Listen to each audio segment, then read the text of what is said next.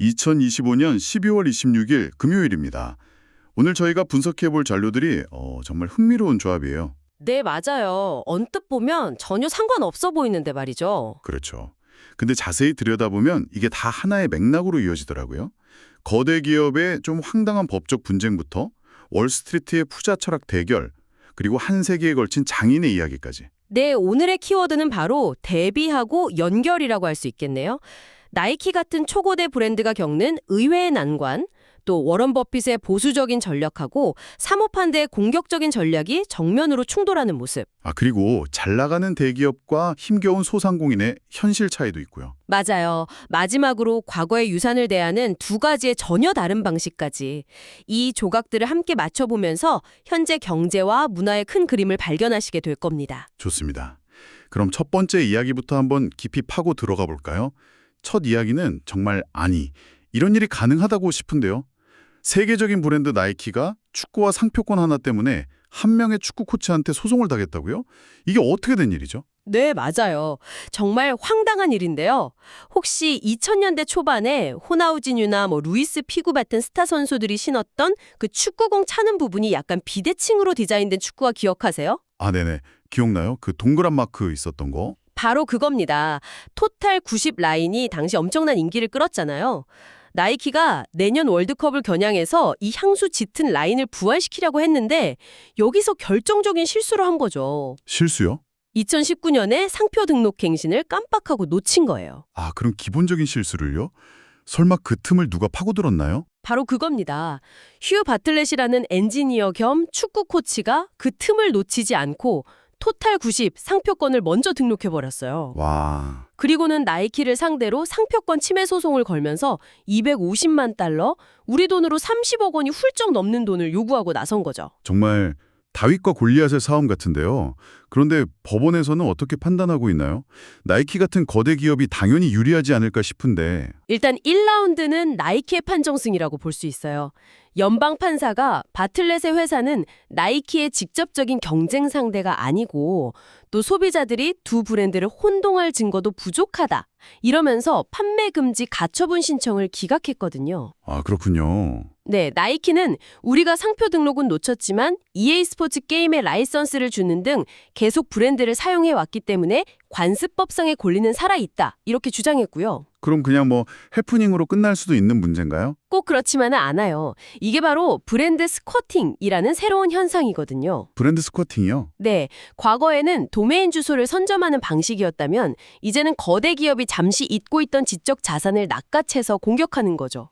나이키조차 방심하면 한순간에 발목을 잡힐 수 있다는 걸 보여주는 아주 비싼 교훈인 셈이에요.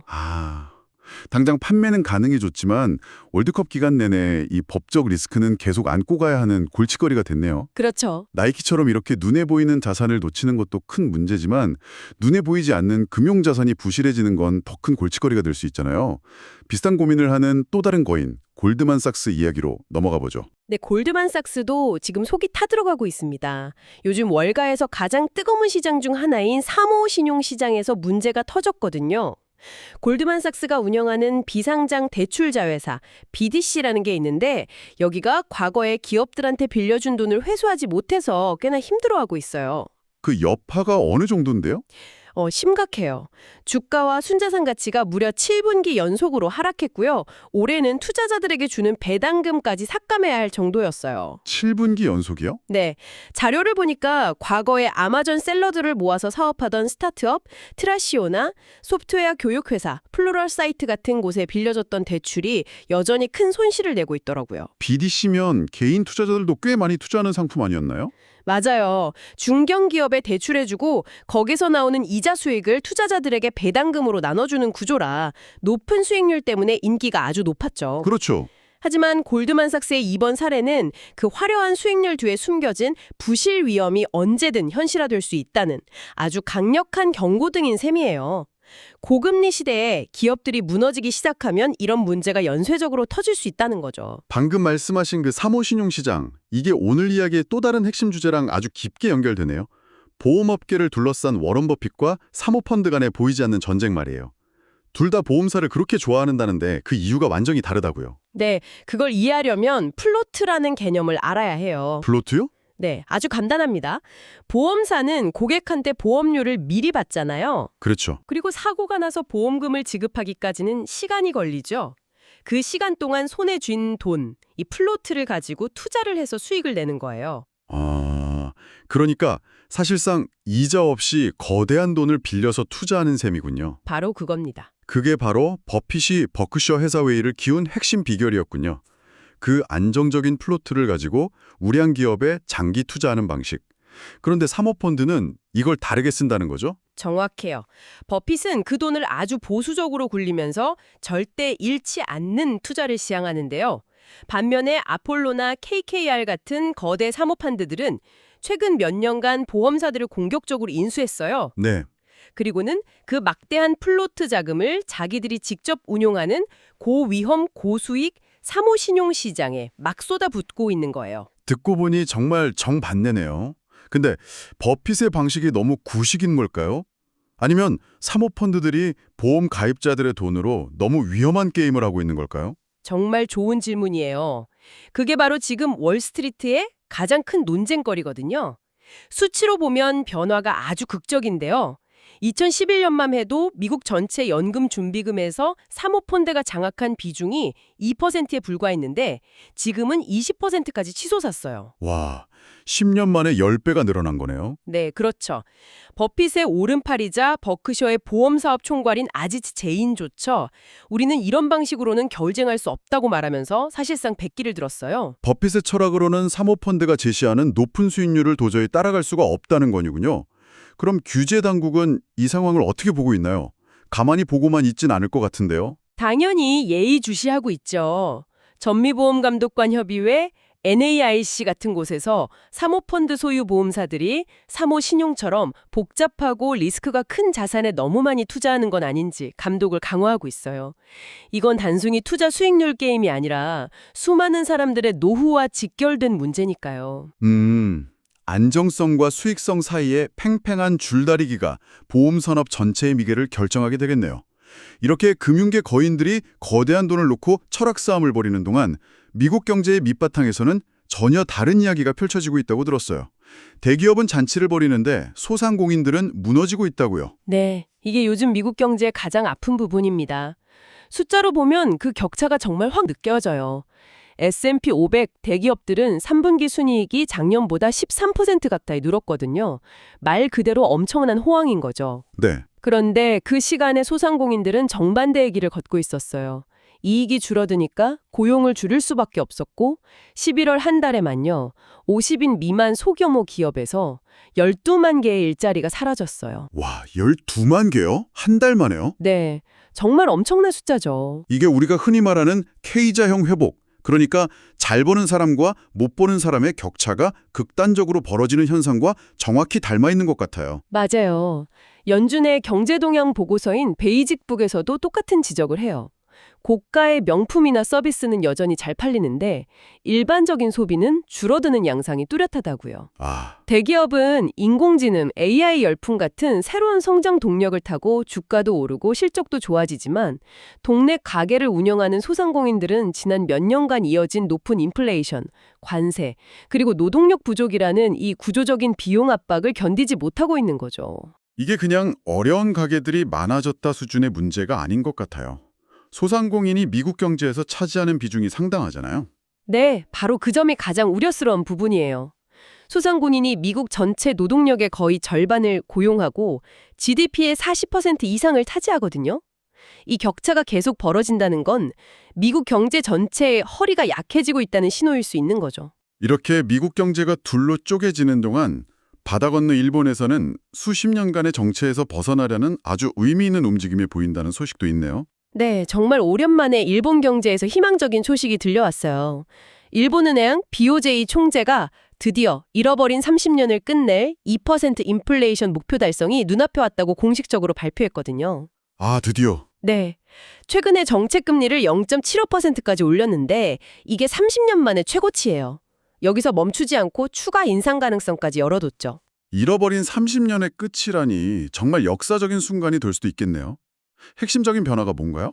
핵심은 제로 상태, 그러니까 제로 놈 스테이트로부터의 탈출입니다. 제로 상태요? 네. 제로 상태라는 건 월급도 안 오르고 물가도 거의 오르지 않던 일본 특유의 장기 경제 정체 현상을 말하는데요. 드디어 여기서 벗어나고 있다는 신호가 보이는 거죠. 노동시장이 변하면서 임금 상승을 동반한 물가 안정이라는 건강한 선순환 구조로 진입할 수 있다는 기대감이 커지고 있어요. 지금까지 거시적인 경제와 기업 이야기를 살펴봤는데 마지막은 좀 더 개인적이고 시간에 관한 이야기로 넘어가 볼까요? 5대에 걸쳐 시계 수리 기술이라는 유산을 이어온 한 가문의 이야기? 정말 영화 같더라고요. 네. 영국 제국 시대부터 현대 케냐까지 100년이 넘는 세월을 관통하는 이야기예요.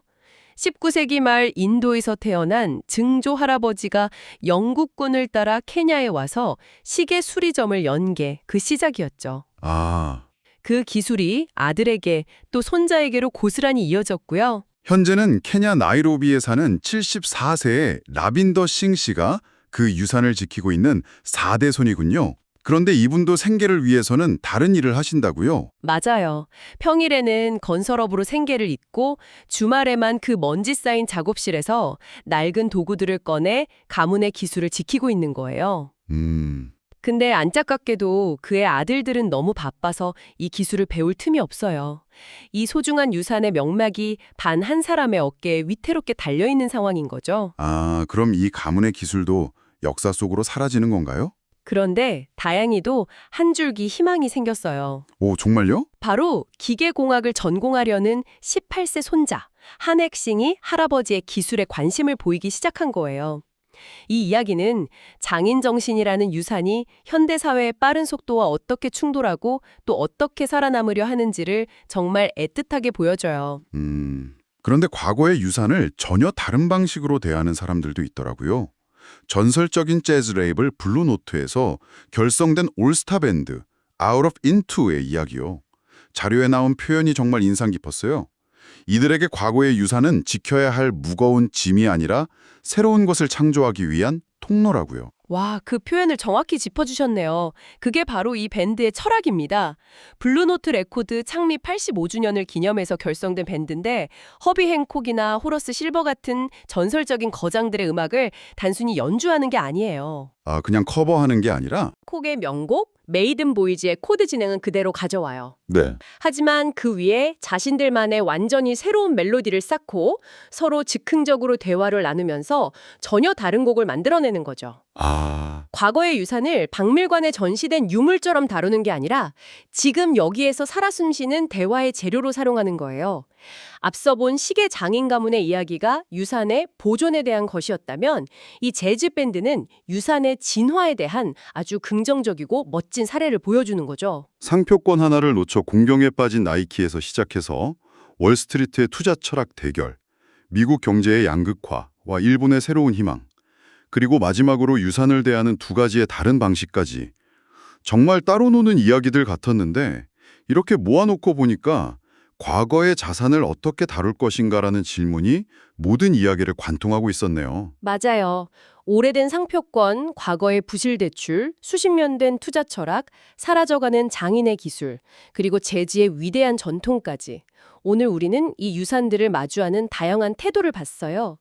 한 사람의 손끝에 의존하는, 그래서 언제든 사라질지 모르는 섬세한 기술이 있었고, 과거를 재료 삼아 끊임없이 새로운 대화를 만들어내는 음악적 전통도 있었죠. 여기서 여러분께 이런 질문을 던져볼 수 있을 것 같아요. 여러분의 삶이나 일에서 유산이란 건 과연 무엇인가요? 깨질까봐 조심스럽게 보존해야만 하는 그런 섬세한 공예품인가요? 아니면 그 위에 전혀 새로운 무언가를 지을 수 있는 단단한 토대인가요?